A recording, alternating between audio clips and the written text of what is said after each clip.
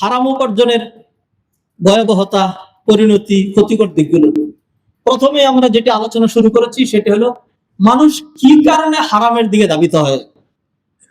যাতে এই বিষয়টা একেবারে 2-3 মাস লেগে না যায়, সেজন্য ইচ্ছা করি কিছু মানে সংকুচিত করা লাগবে। তো সেই জন্য কোনো পয়েন্টে খুব বেশি লম্বা বিশ্লেষণে যাচ্ছি না। মানুষ যে কারণে হারামের দিকে যায়, কেন মানুষ হারামের দিকে ধাবিত হয়? আল্লাহ তো তাকে হালাল জীবিকা দিয়েছেন, আল্লাহ তো তার জীবিকার গ্যারান্টি নিয়েছেন। আল্লাহ সুবহানাহু ওয়া তাআলা সে চলে গেলে তার সন্তানের জীবিকার গ্যারান্টি দিয়েছেন। শিল্পপতি যারা আছেন, পুঁজিপতি যারা আছেন, ও বাড়িওয়ালা গাড়িওয়ালা যারা আছেন, সবাইকেই কি আপনার বাবা দিয়ে গেছিলেন এগুলো? অনেকে বলবেন না, আমার কিছুই ছিল না। বহুত মানুষ এরকম বাদাম বিক্রি করত, বুট বিক্রি করত, ফেরিওয়ালা ছিল, ক্ষুদ্র ব্যবসা দিয়ে শুরু করেছে। এত বছর আগে ঢাকায় এসেছিল, ফুটপাতে বসতো, সেখান থেকে তিনি কোটি কোটি টাকার মালিক হয়েছেন। আল্লাহ সুবহানাহু ওয়া তাআলা দিয়েছেন, দিতে পারেন। এখন এত কিছু পাওয়ার পরেও তার পেটটা ভরে না। তিনি মনে করছেন যে আমি আমারই সব অর্জন করা লাগবে, সব আমারই দরকার, আর কারো দরকার না।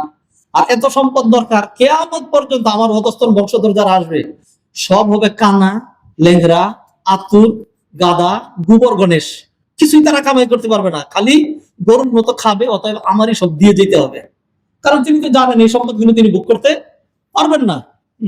এইভাবে কামাই করছেন। তো মানুষ যেই কারণে হারামের দিকে ধাবিত হয়, এর কিছু কারণ শরীয়তে নিরূপণ করা হয়েছে। আমি প্রথম এই কারণগুলো আলোচনা করছি, লাস্টের দিকে হারামের দুই একটা ক্ষতির কথা বলবো ইনশাআল্লাহ। 1 নাম্বার, কিল্লাত ওয়া দুআফুল ঈমান বিল্লাহ। আল্লাহর প্রতি দুর্বল ঈমান এবং আল্লাহর প্রতি আস্থা না থাকার কারণে।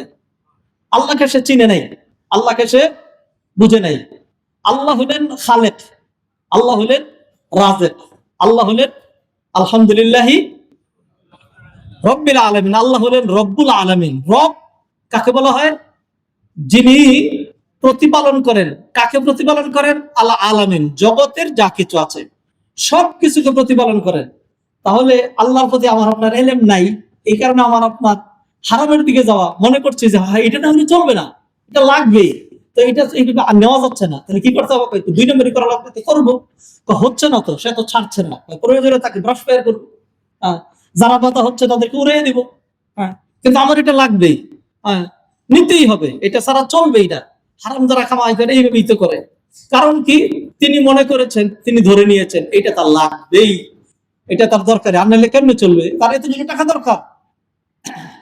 আল্লাহর প্রতি যদি সত্যিকার ঈমান থাকতো তাইলে এটা করতে পারতেন না।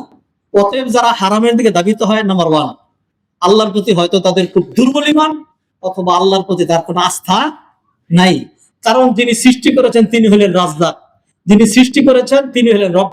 আল্লাহ সুবহানাহু ওয়া তাআলা কোরআনে বলেন আউযু বিল্লাহি মিনাশ শাইতানির রাজিম। এবং এই কথাটা বলার সময় আল্লাহ সুবহানাহু ওয়া তাআলা শুধু ঈমানদারদেরকে বলেন নাই, আল্লাহ কি বলছেন খেয়াল করেন। ইয়া আইয়ুহাল ইনসান, ও জিনেরা, ইয়া আইয়ুহাল ইনসানু, ও মানুষেরা, হিন্দু বৌদ্ধ খ্রিস্টান যাই হোক না কেন, মা গররাকা বিরব্বিকাল কারীম, তোমাকে কোন জিনিস তোমার রবের ব্যাপারে ধোঁকায় ফেলে রেখেছে? রব্বিকাল কারীম, এবার রবকে আবার আল্লাযী খালাকাকা, যিনি তোমাকে সৃষ্টি করেছেন, ফাসাওয়াকা ফাআদালাক ফি আইয়ি সূরাতিন মা শাআ রাক্কাবাক, যিনি তোমার এই সুন্দর আকৃতিটা চয়ন করেছেন এবং তিনি যেমন চেয়েছেন ওই রকম তোমাকে গঠন দিয়েছেন। তুমি লম্বা, বেটে, ফর্সা, ব্রেনওয়ালা, মেধাবী, সম্ভ্রান্ত পরিবারের, যত যা কিছু মানুষের আছে এই সব কিছু তিনিই তোমাকে দিয়েছেন, আর তিনিই তোমাকে সৃষ্টি করেছেন। ইন্নাল্লাহা হুয়ার রাজ্জাক, আর তিনি হলেন রাজ্জাক। ওমা মিন দাব্বাতিন ফিল আরদি ইল্লা আলাল্লাহি রিজকুহা, যত জীবজন্তু আছে সবকিছুর জীবিকার সাপ্লাই দেওয়ার মানে দায়িত্ব আল্লাহর উপরে বর্তায়। যিনি সৃষ্টি করেছেন, যেই বাবা মা সন্তান জন্ম দিয়েছেন, জন্ম তো দেয় না, মানে উসিলা হয়েছেন আর কি, তাদের কত পেরেশানি নিজের ছেলে মেয়েদের জন্য, কত কষ্ট। গরিব মানুষগুলো কি কষ্ট করে সেটা আপনি খেয়াল করেন। আমরা যারা এখন একটু নিজের একটা সিল লাগাইছে, বড় লোক, সিলটার নাম হইলো বড় লোক। হয়তো টের পান না, গতি দিকে বসছেন, এসিতে বসছেন, এইভাবে সেইভাবে। কিন্তু যারা কষ্ট করে কামাই করে তাদেরকে জিজ্ঞাসা করেন যে একটা দিন কিভাবে কাটে, এত কষ্ট করেন, শরীর খারাপ, ঘরে থাকতে পারলেন না, বৃষ্টির মধ্যে বেরিয়ে গেছেন, রোদের মধ্যে বেরিয়ে গিয়েছেন, কাদার মধ্যে বেরিয়ে গিয়েছেন, হ্যাঁ, সারা রাত জেগে মানুষ ঘুমাচ্ছে, তিনি পাহারাদারি করছেন। কেন করছেন? যে ঘরে চাল নাই, ঘরে খাবার নাই, ছেলে মেয়েদের কি হবে, স্কুলের বেতন দিতে হবে, বাসা ভাড়া দিতে হবে, স্ত্রীর কাপড়টা পুরান হয়ে গেছে, একটা কাপড় কিনা দরকার, ছেলে মেয়েদের জামা কাপড় নাই, এই জন্য তিনি কষ্ট করছেন। তাহলে যেই বাবা মায়ের উসিলায় সন্তান দুনিয়াতে আসে, তার এত টেনশন, তার সন্তান প্রতিপালন করা লাগবে। আর যেই আল্লাহ তাকে আশরাফুল মাখলুকাত হিসেবে বানাইলেন, সৃষ্টি করলেন, চেহারা দিলেন, আকৃতি দিলেন, সে আল্লাহ সুবহানাহু ওয়া তাআলার বুঝি এদেরকে পালার কোনো পরিকল্পনা নাই? আছে? তো মানুষ এইগুলো যদি জানতো যে কোন নো টেনশন, নো ফুর্তি, আমার রিজিকের দায়িত্ব কে নিয়েছেন? ইন্নাল্লাহা হুয়ার রাজ্জাকু যুল কুওয়াতিল মাতিন। আল্লাহর ব্যাপারে এই সম্যক ধারণাটা, আল্লাহর ব্যাপারে এই ঈমানটা, যে আমার যতটুকু পর্যন্ত রিজিক আছে, ওই রিজিক বুক করার আগে আমার পক্ষে মরাও সম্ভব না, আর আমাকে কেউ মারতেও পারবে না। এই ঈমানগুলো যদি থাকতো তাহলে মানুষ এরকম করতো না। ইয়াবসুতুর রিজকা লিমান ইয়াশা ওয়া ইয়াকদির। আল্লাহ যাকে খুশি রিজিক বাড়ায়া দেন, যাকে খুশি রিজিক কমায়া দেন। কিন্তু আল্লাহ সুবহানাহু ওয়া তাআলা রিজিক দেন, আল্লাহ সুবহানাহু ওয়া তাআলা রিজিক দেন, সবার জন্য রিজিক আছে। তো মুশকিল হচ্ছে যে দেখা গেছে আমার ভাইয়ের যে রিজিকটা আমার মাধ্যমে আসছে, আমি তাকে সেটা দিলাম না। অমুকের জন্য রিজিকটা বরাদ্দ ছিল, আমি সেটা তাকে বুক করতে দিলাম না, চুর করে নিয়ে নিলাম। অপরাধগুলো আমরা করি, আল্লাহ সুবহানাহু ওয়া তাআলা ঠিকই দিচ্ছেন। 2 নম্বর কারণ, আদামুল ইলমি শারঈ আল লাযিম। শরিয়ার, কোরআন সুন্নাহর যেই জ্ঞানটুকু মানুষের জন্য অপরিহার্য, এইটুকুন তিনি শিখেন নেই, এইটুকুন তিনি জানেন নাই। মানে লাজেম কতটুকু? প্রতিটা মানুষ খতিব হবে, আলেম হবে, তারপরে হইলো ইসলামিক জ্ঞানে তিনি পারদর্শী হবেন, গভীর জ্ঞানের অধিকারী হবেন। এটা ইসলামে ফরজ করা হয় না। কিন্তু ইসলামে যেটা ফরজ করা হয়েছে, তলাবুল ইলমি ফারিদাতুন আলা কুল্লি মুসলিম, ইলম প্রতিটা মুসলমানের উপরে ফরজ, সবার উপরে। কোনটা হালাল, কোনটা হারাম, কোনটা ওয়াজিব, কোনটা ফরজ, এই যে জিনিসগুলো জানা, এটা মানুষের উপরে ওয়াজিব, এতটুকু জানা। তাহলে তিনি যদি জানতেন যে আমি যে প্রতারণা করছি, হ্যাঁ, আমার কামাইটা তো হারাম হয়ে যাবে, আমি যে মিথ্যা বলছি, আমার ব্যবসাটা তো হালাল হয়ে যাবে, আমি যে তাকে একটু কম দিলাম, আমার রিজিকটা তো হালাল হয়ে যাবে, আমি যে এখান থেকে বাকি মাল নিয়ে এসেছিলাম তাকে পরিশোধ করার কথা ছিল, হ্যাঁ, এরপরে এই যে আর দিচ্ছি না, দেই তো দিচ্ছি না, আনছি তো আনছি, আর ঠিক আছে, এর কাছে গেলাম না, আরেকখানে গেলাম, তো এই যে প্রতারণা করছি, এই প্রতারণার কারণে আমার এটা হারাম হয়ে যাবে। তো এই ধরনের যে হালাল হারামের যে ন্যূনতম জ্ঞানটা, এটা অনেকের নেই, অনেকের নেই। অনেকে মনে করে আমি কোনো ব্যক্তির ঠকাই না, আমি রাষ্ট্রেরটা, আমি সরকারেরটা, আমি সরকারটা নিচ্ছি, সরকারকে ঠকাচ্ছি, কোনো মানুষেরটা না। এইটা হলো জাহেলে মুরাক্কাব। জাহেল, জাহেল মানে মূর্খ। মূর্খের কতগুলো স্তর আছে? 7টা স্তর আছে মূর্খের। আমি মাত্র 2টা বলছি, 2-3টা বলছি। ধরেন, যে জানে না, যে জানে না এবং সেইটা জানে যে আমি জানি না, এবং সে জানে যে আমি জানি না, এবং তার মধ্যে কোনো অহংকার নেই, তার মধ্যে দুর্বলতা ছিল, সবচেয়ে উত্তম জাহেল। আর যে জানে না কিন্তু সে মনে করে যে না, সে জানে না কিন্তু এইটাও জানে না যে সে জানে না, এটা হলো জাহেলে মুরাক্কাব, মানে ডাবল জাহেল, জাহেল স্কয়ার। আর সবচেয়ে জঘন্য হলো যে জানে না এবং এইটাও জানে না যে সে জানে না, বরং সে উল্টা দাবি করে আমি জানি, এগুলো সবচেয়ে নিকৃষ্ট জাহেল। তো যারা এইভাবে হারাম খেয়ে আবার চুরি সিনাজুরি করে, তো কোনো ব্যক্তিরটা খাই নাই, আমি সরকারেরটা মেরেছি, হ্যাঁ, এরকম যারা করে, আউযু বিল্লাহি মিনাশ শাইতানির রাজিম, এরা হলো একদম জাহেল দ্য গ্রেট, জাহেল দ্য গ্রেট। কারণ হলো কোনো ব্যক্তিরটা যেটা আমি নষ্ট করেছি, প্রতারণা করেছি, একদিন মাপে কম দিয়েছি, একদিন বাটপারি করে টাকাটা দেই নেই। কত সময় এরকম হয় যে আমরা একটা সদাই কিনে এরপরে মনে করেন চলে আসলাম, নোট দিলাম, বাকিটা নিতে মনে নাই, এখন এটা তার দায়িত্ব, যেহেতু আমি ভুলে গিয়েছি, তখন পিছন থেকে ডাক দিয়ে, শুনেন আপনি কিন্তু টাকা নেন নেই, আমাকে 500 টাকা নোট দিয়েছেন, মনে আছে? হ্যাঁ ভুলে গেছি, ধরেন আপনার এটা নিন। অনেক সময় আমি সদাই নিলাম, আমারই খেয়াল নাই, চলে আসছিলাম, সেও খেয়াল করে নাই। 1 কিলোমিটার আসার পরে, বাসা আসার পরে মনে পড়লো সর্বনাশ, আমি তো টাকাটা দিয়ে আসি নাই। হ্যাঁ, তখন আমি মনে করলাম যাক আল্লাহ বাঁচাইছে, সেও দেখে নেই, হ্যাঁ, আর আমার চাইও নেই, আর আমিও। তাইলে আপনি হারাম খেলেন। আর যদি মনে করেন সর্বনাশ, আমি তাকে যে দিব, মানে আমি যে এটা দিব না, আমি তো ঠকে গেলাম, তো ধরেন এই ধরনের প্রতারণা কেউ যদি করে থাকে, পরবর্তীতে জুমার খুতবা শুনে যদি তার মনে হয় সর্বনাশ, হারাম খেয়েছে, আমার কি অবস্থা হবে, আমি আজই মুক্ত হতে চাই। অমুক দোকানে, মুদির দোকানে গেল, দোকান বন্ধ, জিজ্ঞাসা করলো দোকানদার কোথায়, বললো তিনি ব্যবসা চেঞ্জ করেছেন, স্থান চেঞ্জ করেছেন, অমুক জায়গায় গিয়েছেন। ঘোরাঘুরি করতে করতে সর্বশেষ খুঁজে পেলেন, শেষ করে বললো যে ভাই, তোমার হাতে পায়ে ধরে আমি ক্ষমা চাই, আজ থেকে 5 বছর আগে তোমাকে আমি একটু ঠকিয়েছিলাম, তোমার একটা টাকা মেরে দিয়েছিলাম, ধরো ভাই এই টাকাটা, আমি ক্ষমা চাচ্ছি। আমার তো মনে নেই, জানি না, দাবি রেখে নেবো এটা না, বললো না টাকা লাগবে না, কিছু লাগবে না, আচ্ছা ঠিক আছে ক্ষমা করে দিলেন, অথবা টাকাটা নিয়েই ক্ষমা করলেন, তাইলে তার থেকে ক্ষমা পাওয়ার ব্যবস্থা আছে। আর যিনি নাকি বাংলাদেশ সরকার একটা মেরেছেন, এখন 18 কোটি মানুষের মধ্যে প্রতিদিন ধরেন কত হাজার মারা যায়, আমার পরিসংখ্যানটা মনে নেই, প্রতিদিন কি পরিমাণ মারা যায়, প্রতিদিন মারা যাচ্ছে, প্রতিদিন মারা যাচ্ছে। আপনি 5 বছর পরে তো অবাক করছেন, 5 বছরের মধ্যে 1 কোটি মানুষ মারা গেছে, ওদের ক্ষমাটা কিভাবে নেবেন? আচ্ছা বাকি যারা আছে এদের থেকে কিভাবে নেবেন? চিন্তা করলেন যে না, যে একটা হজ করে কাবা করে আরাফার ময়দানে কান্নাকাটি করে তওবা করে আসে, সুযোগ আছে? আল্লাহ মাফ করবেন, মাফ করবেন। তাহলে সেটাই বলছিলাম যে যারা হারামের দিকে ধাবিত হয়, তাদের আদামুল ইলমি শারঈ লাযিম, যেইটুকুন জ্ঞান তার জন্য ফরজ ছিল, এইটুকুন সে শিখতে পারে নাই, অথবা শিখলেও আমলে নিতে পারে নাই। 3 নাম্বার, আদামুত তাওয়াক্কুল আলাল্লাহ, আল্লাহর উপর ভরসা করতে সে ব্যর্থ হয়েছে। সে মনে করেছে আল্লাহকে আমার রিজিক দিতে পারবে, আজকে আমার রিজিক নেই, কালকে আমার কি অবস্থা হবে, সে এরকম মনে করেছে। নবীজি সাল্লাল্লাহু আলাইহি সাল্লাম একটা হাদিসে বলছেন, লাউ আন্নাকুম তাওয়াক্কালতুম আলাল্লাহি হাক্কা তাওয়াক্কুলিহি লারাযাকাকুম কামা ইয়ারযুকুত তাইর ইয়াগদু খিমাসান ওয়া ইয়ারুহু বিতানা। নবীজি সাল্লাল্লাহু আলাইহি সাল্লাম বলছেন, তোমরা যদি সত্যিকার অর্থে আল্লাহর উপর ভরসা করতে পারতে, তাহলে আল্লাহ সুবহানাহু ওয়া তাআলা তোমাদেরকে এমন ভাবে রিজিক দিতেন, যেমনি ভাবে তিনি পাখিগুলোকে রিজিক দেন। ইয়াগদু খিমাসান, কোনো সঞ্চয় নেই, বাসায় কিচ্ছু নেই, সকালবেলা খালি পেটে বেরিয়ে গিয়েছে, আর যখন বাসায় ফিরে এসেছে পেট ভরেই সে ফিরে এসেছে।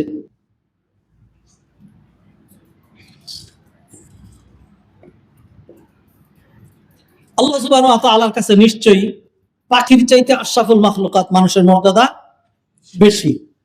আল্লাহ যদি ওই পাখিকে রিজিক দিতে পারেন, তাহলে আল্লাহ সুবহানাহু ওয়া তাআলা মানুষকেও রিজিক দিতে পারবেন। আল্লাহ যেহেতু পাখিগুলোকে পালছেন, দিচ্ছেন, রয়্যাল বেঙ্গল টাইগার, সিংহ, এদেরকে পালছেন, জঙ্গলের ভিতরে লক্ষ লক্ষ জেব্রা, বাফেলো, বন্য গরু, বানর, বন্য কুকুর, হায়েনা সব আছে, সবাই খেয়ে পরে বেঁচে আছে, কাউকে ঘাস দিয়া, কাউকে গাছের পাতা দিয়া, আবার কাউকে অন্য কোনো প্রাণী দিয়া আল্লাহ সুবহানাহু ওয়া তাআলা নিয়মিত রিজিক দিয়েই যাচ্ছেন। যে বিশাল বড় মহিষটাকে 2 ঘন্টা 2.5 ঘন্টা পর্যন্ত অন্তত 15 থেকে 20টা সিংহ তার সাথে মারামারি করে এরপরে গিয়ে কাবু করতে পেরেছে। আমরা এই ধরনের ভিডিওগুলো আমরা ইউটিউবে দেখে থাকি। এরপর আগে পারে নাই, বিশাল দেহি, যে দিক দিয়ে আসে একটা মাথা নাড়ানো দিলেই এরপরে সিংহগুলো ভয়ে পালায়। এরপরে গিয়ে সে তাদের কি হয়েছে, তাদের রিজিকে পরিণত হয়েছে। এতদিন পর্যন্ত আল্লাহ সুবহানাহু ওয়া তাআলা এই মহিষটাকে, তো এই বাফেলোটাকে এত মোটা করেছেন, এত তাজা করেছেন, এতদিন পর্যন্ত আল্লাহ রিজিক দিয়েছেন। আজকে আল্লাহ ফয়সালা করেছেন এইটাকে দিয়া 20টা সিংহের রিজিক হবে। আল্লাহ সুবহানাহু ওয়া তাআলা এইভাবে সিংহ, বাঘ, হায়েনা, কুকুর, শৃগাল, সর্প, ব্যাঙ, মাছ, অন্যান্য যত রকম জীবজন্তু আছে, কি আমরা জানি? কিছুই তো জানি না। লক্ষ লক্ষ কোটি কোটি প্রজাতির কীট পতঙ্গ সহ, পিপিলিকা সহ সবগুলোকে আল্লাহ সুবহানাহু ওয়া তাআলা রিজিক দিয়েছেন, রিজিক দিচ্ছেন, দিবেন, ওয়াদা করেছেন।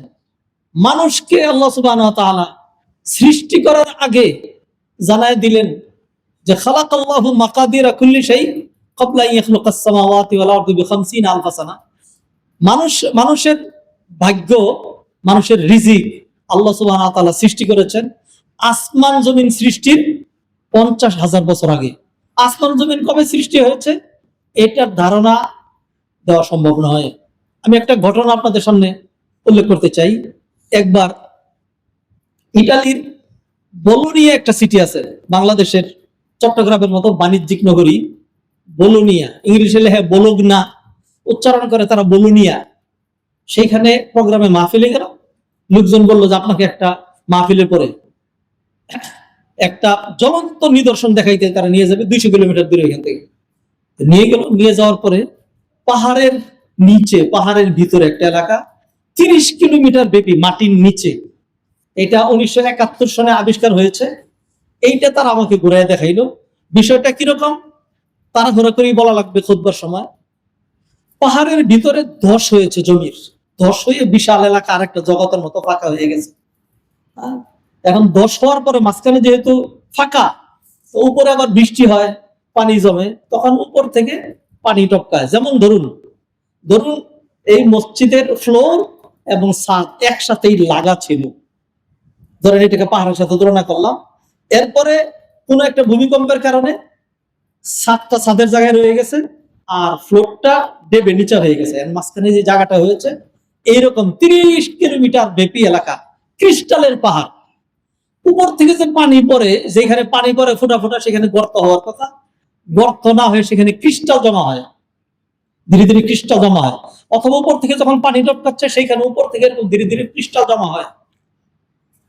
তো এই ক্রিস্টাল গুলো ইতালি সরকার আবিষ্কার করছে 1971 সনে, এবং তারা সেইখানে, এটা তাদের একটা টুরিস্ট স্পট, মানুষ গেলে সেখানে টিকেটের মাধ্যমে ঢুকতে হয়, বহুত ইনকাম হয়।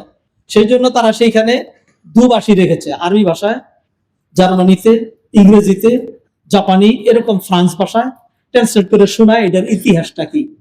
তো যেখানে আরবিতে ট্রান্সলেট করে আমি সেখানে দাঁড়াইলাম, গ্রুপ গ্রুপ করে এখানে সেখানে ঘুরে দেখাচ্ছে।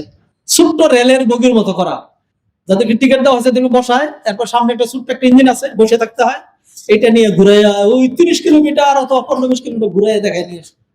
আজীব রকম, দেখলে মনে হয় আল্লাহ, চোখের পানি চলে আসে। হ্যাঁ, যে এরকম নিদর্শন। যাই হোক, আমার যেটা বলা দরকার সেটা আমি বলি।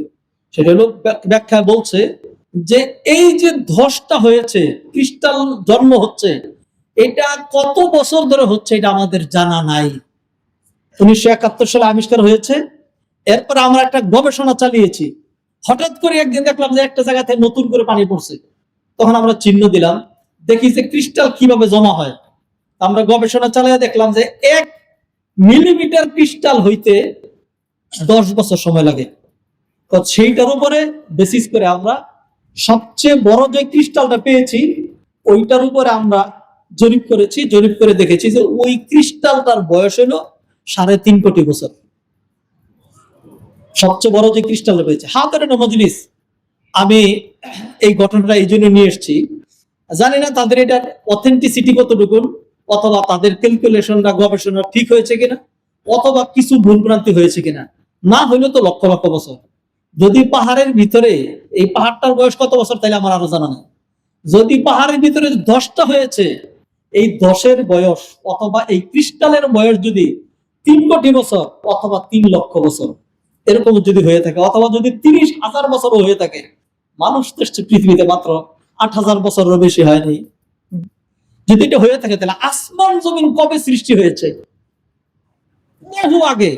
ও ভাইয়েরা, আল্লাহ জানিয়ে দিচ্ছেন, নবীজি সাল্লাল্লাহু আলাইহি ওয়াসাল্লাম বলছেন যে তোমার রিজিক, কি খাবা, কি পরবা, কোথায় থাকবা, কোথায় যাবা, তোমার জন্য কতটুকু বরাদ্দ, এই বরাদ্দটা 5,000 বছর আগে, 10,000 বছর আগে, 30,000 বছর আগে, 1 লক্ষ বছর আগে না, আসমান জমির সৃষ্টির 50,000 বছর আগে নির্ধারণ করে দেওয়া হয়েছে। আমার আপনার এই বিশ্বাসটা যদি থাকতো, তাহলে যেই লোক এটা বুঝবে, বিশ্বাস করবে, তার পক্ষে হারামের দিকে, জীবনেও হারামের প্রতি অনীহা হবে। আমি সেই হারামটার জন্য আল্লাহ তো আমার জন্য সব বরাদ্দই রেখেছেন, হ্যাঁ, তাহলে আমি সেই দিকে কেন যাব? মানুষের এই ঈমানটা না থাকার কারণে। আল্লাহ সুবহানাহু ওয়া তাআলা কোরআনে বলেছেন, ওয়া মান ইয়াতাওয়াক্কাল আলাল্লাহি ফাহুয়া হাসবু, যে ব্যক্তি আল্লাহর উপর ভরসা করবে আল্লাহ তার জন্য যথেষ্ট। ওয়া ইয়ারযুকহু মিন হাইসু লা ইয়াহতাসিব, এমন জায়গা থেকে আল্লাহ তাকে রিজিক দিবেন যা সে কল্পনাও করে নাই। আল্লাহর উপর ভরসা করলে আল্লাহ যে যথেষ্ট হয়, এর দুই তিনটা জ্বলন্ত প্রমাণ আপনাদেরকে দেখাই। এক নম্বর প্রমাণ হলো মুসা আলাইহিস সালাম ইব্রাহিম আলাইহিস সালামকে তার মূর্তি ভাঙার অপরাধে যা ওই যুগে নমরুদ বাহিনী বিবস্ত্র করে একবার সব বিশাল বড় অগ্নিকুণ্ড তৈরি করে এখন আগুনে নিক্ষেপ করে দিচ্ছে, নিক্ষেপ করবে এই মুহূর্তেই। তো যখন তার পক্ষে আর কেউ নাই, তখন তিনি কি করবেন? জিসকা কোই নেহি হায় উসকা তো খুদা হায় ইয়ার, যার কেউ নাই তার কে আছে?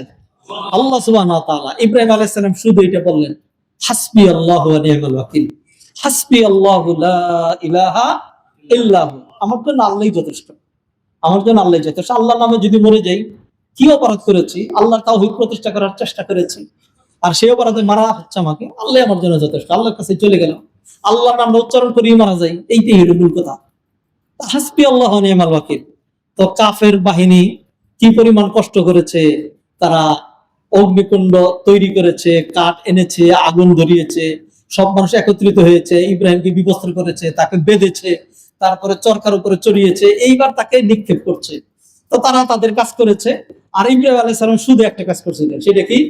হাসবি আল্লাহু লা ইলাহা, আল্লাহর উপর ভরসা। এটা বাংলা হইলো আল্লাহই ভরসা, তার বাংলা হইলো আল্লাহই ভরসা।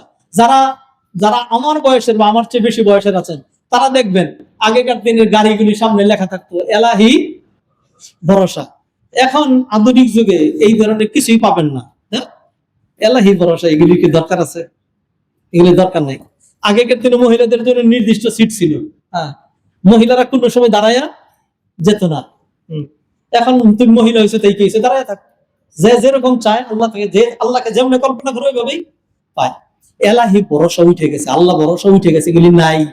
হ্যাঁ, বিদায় আমরা পাইও না এরকম, আল্লাহ ভরসা নাই। যাই হোক, ইব্রাহিম আলাইহিস সালাম বললেন আল্লাহই ভরসা, আল্লাহই, বাংলাটা বলে দিলেন আল্লাহই ভরসা। এরপর তারা নিক্ষেপ করলো, আল্লাহ দেখায় দিলেন, উদাহরণ জানায় দিলেন। এ ইব্রাহিমের সন্তানরা, আমাদের জাতির পিতার নাম কি? ইব্রাহিম আলাইহিস সালাতু সালাম। এই ইব্রাহিমের বাচ্চারা, বাপ কা বেটা সিপাহী কা ঘোড়া কুছ না হো তো থোড়া থোড়া। ইব্রাহিমের বেটা ইব্রাহিম আগুনে নিক্ষেপ করা হচ্ছে, একদম সেকেন্ডের মধ্যে পড়ে যাবে, সেই মুহূর্তে আল্লাহর উপর ভরসা করতে পারে। আর তোর ঘরে হালাল রিজিক আছে, যেই পরিমাণ আছে, 1 বছর 2 বছর 3 বছর 4 বছর 5 বছর 10 বছর 100 বছর 150 বছর 200 বছর 1000 বছর চলবে, তারপরে তোর হারামের দরকার? যাদের এত বেশি আছে, হ্যাঁ, যাদের এত বেশি আছে, বহু মানুষ আছেন এই মসজিদের মধ্যে, যাদের অবস্থা এরকম যে তিনি যদি আজকে থেকে আর কোনো কাজ না করেন, আল্লাহ যা দিয়েছেন, জায়গা জমি ভিটা বাড়ি গাড়ি, এগুলি মিলে যদি উল্টা পাল্টা খালি এগুলি করতে থাকেন, খালি এইটুকু, নতুন কিছু করলেন না, তাইলে অন্তত 50 বছর 100 বছর খেয়ে চলতে পারবেন, স্বাভাবিক সুন্দর জীবনযাপন করতে পারবেন। কিন্তু তারপর আমাদের আল্লাহর উপর ভরসা নাই। কি দরকার? আচ্ছা, আপনি আরেকটু বাড়াইতে চান, আরেকটু ব্যবসা করতে চান, আরো রিজিক বাড়াইতে চান, এটা তো খারাপ না। আপনি যদি একটা ইন্ডাস্ট্রি দেন, বহু মানুষ চাকরি করলো, তাদের জীবিকার ব্যবস্থা হবে। সবাই তো সব পারে না, আপনি পারেন, আল্লাহ আপনার একটা সুযোগ দিয়েছে, এটা তো নিষেধ না। নিষেধ কোনটা? নিষেধ হলো হারাম ভাবে চেষ্টা করা যায়, সেটা কি নিষেধ? হারাম ভাবে, হারাম পথে পা বাড়ানো। হাতের মজলিস, মুসল্লিয়ানে কেরাম, সম্মানিত ভাই বোনেরা, তাহলে 3 নম্বর যে পয়েন্টটা বলছি, আসুন, এইটা আমার আপনার সাংঘাতিক দরকার।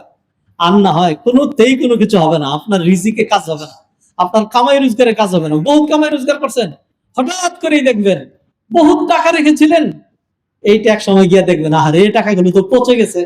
খুব ভালো করে রেখেছিলেন, হঠাৎ করে আগুন ধরে পুড়ে যাবে। অনেক কিছু অর্জন করেছিলেন, মানুষে নিয়ে নিবে, ভক্ষণ করতে পারবেন না। আল্লাহ এমন এক বেদি দিয়ে দিবেন, বিক্রি করতে করতে করতে করতে সব শেষ হয়ে যাবে। আল্লাহর উপর ভরসা করেন, আল্লাহ সুবহানাহু ওয়া তাআলা যথেষ্ট হবে। তাহলে হারামে মানুষ যেই কারণে দাবিত হয়, সেটা হলো তার আল্লাহর উপর ভরসা না থাকার কারণে। যেই ব্যক্তির সত্যি আল্লাহর উপর ভরসা আছে, সে হারামের দিকে যাবে না। মুসা আলাইহিস সালাতু সালাম জ্বলন্ত উদাহরণ। ফেরাউন বাহিনী আসছে, আর সামনে সাগর। মুসা আলাইহিস সালাম সেটা বললেন, ক্বালা আসহাবু মুসা ইন্না লামুদরাকুন। ও মুসা, এখন তো আমাদেরকে ধরে ফেলবে, অবস্থা কি হবে? তো মুসা আলাইহিস সালাম আল্লাহ ভরসা দেখেন, তিনি বললেন, ক্বালা কাল্লা ইন্না মাইয়া রাব্বি সায়াহদিন। কশিন কালেও না, আমার সাথে আমার আল্লাহ আছে। এইটার সাদা মাথায় ওই যে ইব্রাহিম আলাইহিস সালাম যেমন হাসবি আল্লাহু লা ইলাহা ইল্লাহু, এটার অর্থ হলো আল্লাহ ভরসা। আর মুসা আলাইহিস সালাম বললেন কাল্লা ইন্না মাইয়া রাব্বি সায়াহদিন, এটার অর্থ হলো আল্লাহ ভরসা, আল্লাহই ভরসা, আল্লাহই ভরসা। যখন মুসা আলাইহিস সালাম এটা বললেন, তখন আল্লাহ সুবহানাহু ওয়া তাআলা জাস্ট মুসা আলাইহিস সালাম ওহী নাযিল করলেন, আপনার হাতের লাঠিটা দিয়া সাগরের মধ্যে আঘাত করেন। আমি মোটামুটি নিশ্চিত হয়ে বলছি, মুসা আলাইহিস সালামের হাতে যে লাঠি ছিল সেটা খতিব সাহেবের এরকম বার্নিশ করা, এত সুন্দর তেল পালিশ করা এরকম লাঠি ছিল না, একটা বাঁশের কঞ্চে ছিল। জানি না মুসা আলাইহিস সালামের সেই লাঠি আজও আছে কিনা জানা নাই। তবে তার্কিতে তাদের মিউজিয়ামে গিয়ে সেখানে অনেকগুলো আলী রাদিয়াল্লাহু তাআলা তরবারি, নবীজি সাল্লাল্লাহু আলাইহি সাল্লামের মুখ নিদর্শন, দাড়ি, তারপরে বহুত কিছু সেখানে তাদের মিউজিয়ামে রাখা আছে। যেহেতু তারা সৌদি আরব সহ শাসন করতো, তো সেইখানে একখানে গিয়ে দেখে আরবিতে লেখা আছে, আবার তাদের ভাষায় ইংরেজিতেও লেখা আছে। দেখে একখানে লেখা আসা মুসা মানে মুসার লাঠি। তো ওই লাঠিটা সেটা হলো, আমি যদি এখন একটা বাঁশের কঞ্চে কেটে এরকম ধরেন 2 ফুট মতো লম্বা রাখি, একটু বাঁকাতেরা, একদম স্ট্রেট না, তাই এরকম একটা কঞ্চে এটাতে রাখা, ওইখানে আর লেখা হলো আসা মুসার লাঠি। আমি জানি না এটার অথেন্টিসিটি কতটুকু, তবে মুসার যে লাঠিটা আমি দেখছি মিউজিয়ামে, সেটা এরকম ফ্রেশ লাঠি না। তো এই লাঠি দিয়েই ধরেন যদি বাড়ি দিই, সাগরের পানি কি হবে? কিছুই হবে না। কিন্তু মুসা বলছিলেন আল্লাহ ভরসা। এরপর মুসা যখন লাঠি দিয়ে বাড়ি দিলেন, বাকি ঘটনা আপনাদের জানা।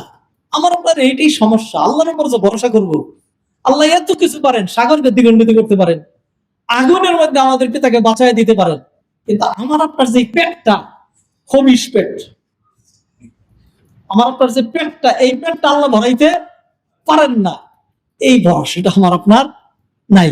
যদি না মনে করতাম যে এরকম একটা পেট, নবী যদি পেটের মধ্যে পাথর বাঁধতে পারেন, আবু হুরায়রা রাদিয়াল্লাহু তাআলা না খেয়ে বেহুশ হয়ে পড়ে যেতে পারেন, এরপরেও তো আল্লাহ সুবহানাহু ওয়া তাআলা তাদেরকে বাঁচিয়ে রেখেছিলেন। আমি যে রিজিকের পিছনে ছুটছি, এত লম্বা দুনিয়ার মধ্যে যদি সমস্ত কল্যাণ হইতো, তাইলে তো আল্লাহ সুবহানাহু ওয়া তাআলা সবচেয়ে বেশি রিজিক, লম্বা সম্পদ আল্লাহ কাকে দিতেন? নবী মুহাম্মদ রাসূলুল্লাহ সাল্লাল্লাহু আলাইহি ওয়াসাল্লামকে দিতেন। আল্লাহ সুবহানাহু ওয়া তাআলা দেন নাই।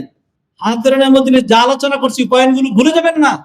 মানুষ কেন হারামের দিকে খায়, হারামের ভয়াবহতা, হারাম খেলে কি কি হয়, সেটা তো আমরা আরো পরে যাব। আচ্ছা, যেহেতু ঘড়ি আমাকে ওয়ার্নিং দিচ্ছে, তাহলে হারামের যে কারণ, সেখান থেকে মাত্র 3টা কারণ বিশ্লেষণ করেছি। এইবার হারামের কিছু অপকারিতা, হারামের কিছু ক্ষতিকর দিক আমি এই মুহূর্তে আপনাদের সামনে আলোচনা করতে চাই। আওয়াকিব ওয়া নাতাইজুল হারাম, হারামের যে পরিণতি। নাম্বার 1, যিহাবুল বারাকা ওয়া খুলুবিহা। 1 নম্বর হলো, হারাম ভাবে যদি কামাই করেন, তাহলে তার মধ্যে কোনো বারাকা হবে না। তার মধ্যে কি হবে না? বারাকা কাকে বলে? বারাকা যারা বুঝেন নাই তারা বুঝবেন না বারাকা। কারণ জীবন বল লাখ টাকা কামাই করে দেখছেন, আর এই লাখ টাকায় চলে না, আরো 20,000 টাকা দরকার। ঘুষ কি খামাকা খাই? বুঝেন না? এটা আপনি বারাকা কেমনে বুঝেন? বারাকা হইলো, আমি উদাহরণ দিয়ে বুঝাই দিই। একজন 20,000 টাকা কামাই করে, তার ফ্যামিলির সদস্য সংখ্যা 5 জন, সারা মাস চলে, এরপরে 2,000 টাকা থাকে। আরেকজন 1,20,000 টাকা কামাই করে, ফ্যামিলির সংখ্যা 2.5 জন। কারণ যারা বড় লোক, তাদের সন্তানাদি সবসময় কম হইতে হয়, এটা হলো মূলনীতি। বিশেষ করে আমাদের দেশে সন্তানাদি কম হইতে হয়। এরপরে কি হয় না? টাকা থাকে না। কারণ কি? আপনার একটা স্ট্যাটাস আছে, আপনার ধূমপানের পিছনে এত যায়, আপনার ড্রাইভারের পিছনে এত যায়, আপনার ছেলে ঘুরবে, মাস্তানি করবে, এখানে সে এটার জন্য এত যায়। গোবর গণেশ, মাথায় কিচ্ছু নাই, প্রতি সাবজেক্টের টিচারের জন্য 10,000 করে দিতে হয়। ওয়াইফের একটা স্ট্যাটাস মেনটেন করতে হয়, তার বান্ধবী আছে, এখানে সেখানে ঘুরতে যাইতে হয়, তারে কিছু টাকা দিতে হয়। ফলে 1,20,000 টাকা হওয়ার পরও সব শেষ হয়ে এরপরে আপনার আরো 30,000 টাকা ঋণ হয়। এটা হইলো একটা উদাহরণ। আরেকটা উদাহরণ, আরেকজন 20,000 টাকা কামাই করে, এরপরে দেখা গেছে 5টা ছেলে মেয়ে, আপনার মতো তো দামি খাবার খায় না, এসির ঘরেও থাকে না, তারপরে হলো ওদেরকে চলাফেরা করানোর জন্য ড্রাইভারও লাগে না, ছেলে মেয়েরা সুন্দর মতো হেঁটে স্কুলে মাদ্রাসা চলে যাচ্ছে, চলে আসছে, এরপরে হলো রেজাল্ট ভালো করছে, কোন সাবজেক্টের জন্য আলাদা কি লাগে না। টিউটর লাগে না, নিজের পড়াশোনা করছে। বড় ছেলেটা একটু বুঝবান হওয়ার কারণে সে এখন আলাদা একটা টিউশনি করে, হ্যাঁ, কিছু পয়সাও কামাই করে। মেয়েটা মাশাআল্লাহ হাতের ভালো কাজ জানে, মায়ের সাথে বসে কাঁথা সেলাই করে, ফুলের কাঁথা, নকশি কাঁথা এগুলি তৈরি করে। যাই হোক, বাবা কোন রকম তাদেরকে স্বাভাবিক শাক সবজি ফলমূল ন্যাচারাল খাবার এগুলি খাওয়াইলেন। হ্যাঁ, আর আমাদের খাওয়াইতে হয় কি, বার্গার, তারপরে পিৎ পিৎ পিৎ খাওয়াইতে হয়, পিৎ, পরে একটা জা লাগানো, পিৎজা, হ্যাঁ, এগুলি খাওয়াইতে হয়, এই রেডিমেড এগুলি বহুত কিছু লাগে, তাদের এগুলি লাগে নাই। পরে গিয়ে এই লোকের মাসে খরচ হয়েছে 18,000 টাকা, তার রয়ে গেছে 2,000 টাকা। এটার নাম বারাকা। আরেকজনের যে এত বেশি হওয়ার পরও থাকলো না, আরো বেশি লেগে গেল, এটার নাম হলো খুলুবুল বারাকা, জিহাবুল বারাকা। আল্লাহ বারাকা দেন নাই। আল্লাহর আয়াত থেকে এটার দলিল নেন। আল্লাহ বলছেন ইয়ামহাকুল্লাহুর রিবা ওয়া ইউরবিস সাদাকাত। ইয়ামহাকুল্লাহুর রিবা, আল্লাহ রিবাকে, রিবা রিবা রিবা রিবা, রিবার অর্থ কারা কারা জানেন? রিবা মানে সুদ, হারাম প্রক্রিয়া। সাদাকাত, সাদাকা, সাদাকা, আমার 100 টাকা ছিল, 10 টাকা সাদাকা করে দিলাম, হয়ে গেল 90 টাকা। আর আপনার 100 টাকা ছিল, সুদ ভিত্তিক লেনদেন করেছেন, হয়ে গেল 110 টাকা। আল্লাহ বলেন ইয়ামহাকুল্লাহুর রিবা, সুদের মাধ্যমে তোমার যে 110 টাকা হয়েছে, আল্লাহ এটাকে বরকত শূন্য করে দিবেন। ওয়া ইউরবিয়াস সাদাকাত, আর তুমি যে 10 টাকা খরচ করে ফেললা, আল্লাহ এটাকে বাড়ায় দিয়ে দিবেন। আল্লাহ কিভাবে বাড়ায় দেন? আল্লাহর বাড়ায় দেওয়ার বিভিন্ন রকম সিস্টেম আছে। আল্লাহর বাড়ায় দেওয়ার বিভিন্ন রকম সিস্টেম আছে। আল্লাহ সুবহানাহু ওয়া তাআলা কিভাবে সাহায্য করেন? আল্লাহর সাহায্যের কিছু সিস্টেম আছে, আল্লাহর কিছু সুন্নাহ আছে। লান তাজিদা লিসুন্নাতিল্লাহি তাবদীলা। যেমন আল্লাহ কোরআনে বললেন, আউযু বিল্লাহি মিনাশ শাইতানির রাজীম, ওয়ালাউ আন্না আহলাল কুরা আমানু ওয়াত্তাকাউ লাফাতাহনা আলাইহিম বারাকাতিম মিনাস সামাই ওয়াল আরদ। জমিনবাসী যদি তাকওয়া অবলম্বন করতো, আল্লাহকে ভয় করতো, তাইলে আমি আল্লাহ তাদের জন্য আসমান জমিনের বারাকা খুলে দিতাম। যদি বাংলাদেশে ঠিক মতো ফসল হয়, যদি অতি পানিতে ফসল তলিয়ে না যায়, আর অনাবৃষ্টিতে মানে ফসল নষ্ট না হয়, এটা যদি হয় তাইলেই তো কত। এটা হলো জমিনের বারাকা। আসমানের বারাকা, ধরেন আসমানের বারাকা বৃষ্টি, আর অন্যান্য আল্লাহর রহমত, বহুত রকম বারাকা আছে। কি লাগে? আল্লাহ সুবহানাহু ওয়া তাআলা বাংলাদেশকে গ্যাস দিয়েছিলেন কই? আগে এক সময় শুনছিলাম বাংলাদেশ গ্যাসের উপরে এমন ভাবে ভাসছে, যেমন একটা পুকুরে, একটা নদীতে একটা কচুরিপানা ভাসছে, বাংলাদেশে এইভাবে গ্যাসের উপরে ভাসছে। নতুন কোন গ্যাসের সংযোজন নাই, গ্যাসের চুলা আছে, দুপুর বেলা মোমবাতি জ্বালায় পরে পাক করতে হয়, গ্যাস আসে না। থাকবে কেমনে? থাকবে না তো। নিজেরা নিজের পায়ে কোরাল মারলে আল্লাহরে ভয় করবেন না, বারাকা শূন্য হয়ে যায়। আল্লাহকে ভয় করলে আল্লাহ কি করেন? বারাকা বাড়িয়ে দেন। ভাইরা ফিরে আসে। তাহলে বাহ্যিক ভাবে আমরা দেখলাম যে আমি যে দান সাদাকা করলাম, 10 টাকা কমে গেছে, আল্লাহ বললেন কমে নেই, বেড়ে গেছে। আর আপনি যে নিজে নিজে বাড়াইলেন 10 টাকা, আল্লাহ বললেন বাড়ায় নাই, আল্লাহর কাছে এটা কমে গেছে। আরেকটা আয়াত নেন, আল্লাহ বলছেন ওমা আতাইতুম মিন রিবান লিয়ারবুয়া ফি আমওয়ালিন নাসি ফালা ইয়ারবু ইনদাল্লাহ। সুদ ভিত্তিক তোমরা যে কায়দা করেছো, কি করার জন্য? লিয়ারবুয়া ফি আমওয়ালিন নাস, মানুষের মাল বৃদ্ধি পাওয়ার জন্য। ফালা ইয়ারবু ইনদাল্লাহ, আল্লাহর কাছে ওটা বাড়ে না। ওমা আতাইতুম মিন যাকাত, আর তোমরা যে যাকাত দিলা, তোমার রাউন্ড ফিগার নষ্ট হইয়া লাখ থেকে 97,500 টাকা হয়ে গেছে, ফাউলাইকা হুমুল মুদঈফুন, আল্লাহ সুবহানাহু ওয়া তাআলা এটাকে 1000 গুণ বাড়িয়ে দিবেন। কিভাবে বাড়িয়ে দিবেন? ধরেন আপনার তো বাড়াইছেন, এরপরে যদি আল্লাহ আপনার ব্যাটারিটা খালি ক্রিয়া করে দেয়, অন্য দিকে একটা সমস্যা তৈরি করে দেয়, আরেকটা কিসকাবারি মধ্যে ফালাইয়া দেন, একটা অগ্নিকাণ্ড দিয়ে দেন, তাহলে আপনার দেখা যাবে যে যা বাড়াইছিলেন ডাবল চলে গেছে। আর যার 2.5 লাখ কমে গেছে, আল্লাহ তার এটা দিলেন না, আল্লাহ বিপদ আপদ দিলেন না, ফলে তার 97.5 লাখ এটাই থাকলো। আর আপনার যে 1.5 কোটি হয়েছিল, 1.5 কোটি থেকে 1 কোটি খরচে 50,000 চলে আসছে। এইটা হলো বারাকার একটা মোটামুটি চিত্র, মোটামুটি চিত্র। তাহলে বারাকা চলে যাবে। আব্দুল্লাহ ইবনে মাসউদ রাদিয়াল্লাহু তাআলা আনহু, আল্লাহ রাসূল সাল্লাল্লাহু আলাইহি ওয়াসাল্লাম বলছেন, মা আহাদুন আকসারা মিনার রিবা ইল্লা কানা আকিবাতুহু আমরুহু ইলা আকিবাতু আমরিহি ইলা কিল্লাহ। রাওয়াহু ইবনে মাজাহ। ইবনে মাজাহ 2200 79 নং হাদিস এটি। নবীজি সাল্লাল্লাহু আলাইহি ওয়াসাল্লাম বলেছেন, যে কোনো ব্যক্তি রিবা সুদ ভিত্তিক লেনদেন বাড়িয়ে দেয়, তার পরিণতি হয় ইলা কিল্লাতিন, সে যত বাড়ায় আল্লাহ তত কমিয়ে দেন। তা আল্লাহ যদি কমিয়ে দেন, আপনি নিজে বাড়াইয়া পারবেন? লোকে যারে নিজে যারে বড় বলে বড় সেই নয়, লোকে যারে বড় বলে বড় সেই হয়। খালি নিজে নিজে ইয়া করে পারবেন না। নবীজি হাদিসে বলছেন, মান তাওয়াদা লিল্লাহি রাফাআল্লাহ, আল্লাহর জন্য যে নিচা হয় আল্লাহ তারে উঁচা করে দেয়, আর যে নিজে নিজে উঁচা হয় আল্লাহ তারে নিচা করে দেন। হাত ধরে নেওয়া। সম্মানিত ভাই বোনেরা, হারাম নিয়ে আলোচনা করছি। আমাদের দেশের সবচেয়ে বড় সমস্যা হারাম, হারাম কামাই। আমার আছে সমস্যা, আপনার আছে সমস্যা, আমাদের প্রত্যেকেরই সমস্যা আছে। যেই সেক্টরের সেই সেক্টরের সমস্যা আছে। ব্যবসা করেন, আপনি হারাম কর। চাকরি করেন, আপনি হারাম কর। আপনি ডাক্তার, আপনি হারাম কর। কন্ট্রাক্টর হারাম কর। উকিল হারাম কর। ডাক্তার হারাম কর। ইঞ্জিনিয়ার হারাম কর। আপনি দেখেন না, ইঞ্জিনিয়ার একটা প্ল্যান করে দিয়েছে, এই যেই ব্রিজ করা হয়েছে এটার স্থায়িত্ব হওয়ার কথা 100 বছর, এর মধ্যে কিছুই হওয়ার কথা না। 2-3 বছর না যেতে যাইতেই এইটাও ভাঙলো, গাড়িও পড়লো, মানুষও মরলো। দায়িত্ব কে নেবে? কেন এরকম হয়েছে? কারণ হয়েছে এই ব্রিজের জন্য বরাদ্দ ছিল 3 কোটি টাকা, সেখানে 30 লাখ টাকার কাজ করেছেন, আর বাকি 2,70,00,000 টাকা কোথায় গেছে? মন্ত্রী, এমপি, আমলা, স্থানীয় কি বলে মাস্তানরা, এই সবাইকে দিয়ে শেষ আমরা বলেন সবাইকে যেহেতু দিতে হয়, আমি নিজে তো অন্তত 70 লাখ খাবো। তারপরে খাইলেন, যা অবস্থা, যা হওয়ার তাই হইলো। এইটাই হলো, this is the reality, real view of our society আর আওয়ার কান্ট্রি।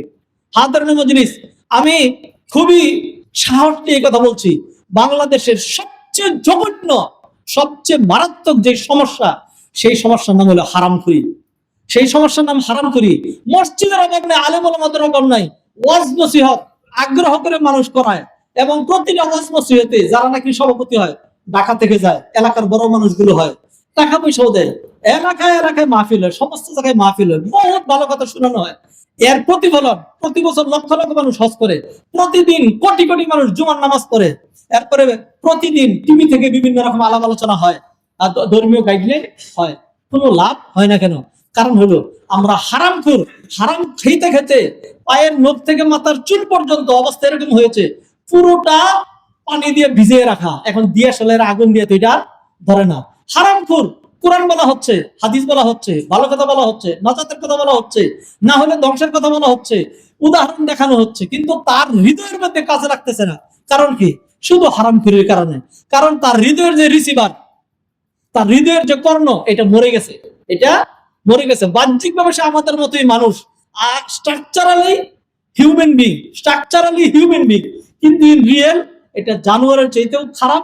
কারণ তার পুরোটা শরীর হারাম দিয়ে গঠিত, এই কারণে কাজ হচ্ছে না। হাদারান মাজলিস, কোনটারে বড়লোকি মনে করেন?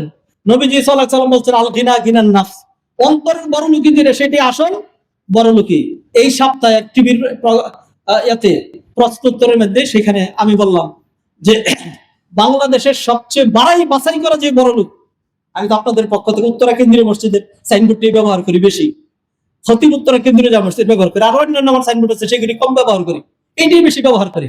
তো আমি বললাম যে শুনেন, বাংলাদেশের সবচেয়ে বড় লোকটা সামনে নিয়ে এসেন। নাম তো আমাদের জানাই আছে, এখন তিনি বাইরে নেই, ভিতরে আছেন। সবাই তো চিনেন।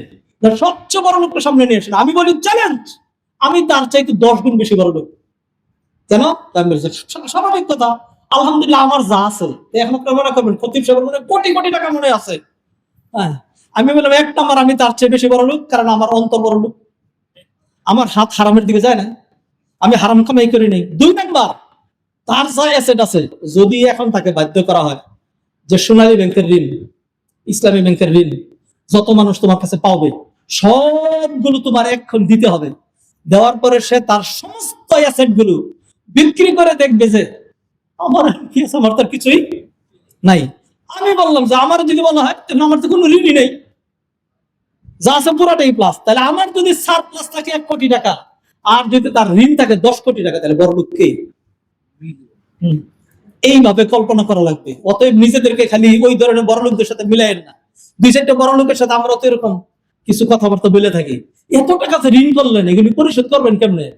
একদিন হাসিতে বলে যে শুনেন, এগুলো আপনি বুঝবেন না, মানে কি?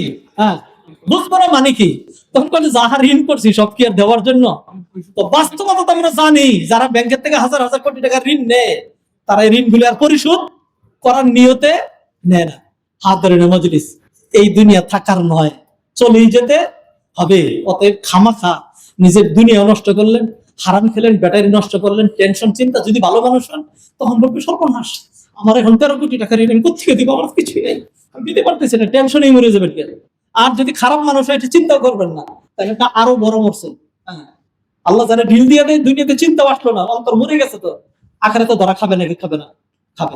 অতএব আজকের জুমার পরে আমার আপনার প্রত্যয় হবে মরে যাব, আর আল্লাহ যদি আমার জন্য রিজিক বরাদ্দ করে থাকেন তাহলে পাবো। তবে কোনোদিনই হারামের দিকে হাত বাড়াবো না, হারাম খাবো না, মিথ্যা বলবো না, রিজিকের জন্য প্রতারণা করবো না, মাথা কম দিব না, সুদ ঘুষের দ্বারস্থ হবে না। আল্লাহ সুবহানাহু ওয়া তাআলা আমাদেরকে কথাগুলো আমল করার তৌফিক এনায়েত করেন। আকুলু কওলি হাযা ওয়া আস্তাগফিরুল্লাহ লি ওয়া লাকুম ওয়া লিসাইরিল মুসলিমিন ফাস্তাগফিরুহু ইন্নাহুল গফুরুর রাহিম।